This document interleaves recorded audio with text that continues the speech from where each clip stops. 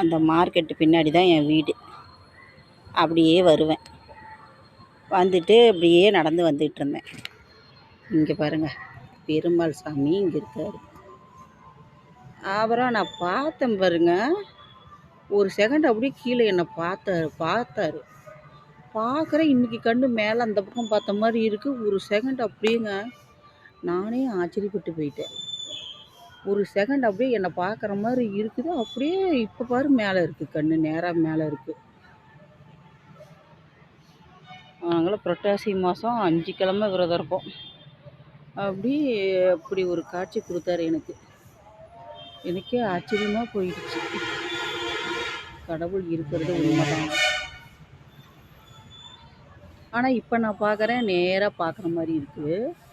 5-6 நாளைக்கு முன்னாடி பார்க்குறேன், அப்படியே என்னை கீழே பார்த்தாரு கண். ஒரு செகண்ட் அப்படியே எனக்கே ஆச்சரியமாக இருக்குது.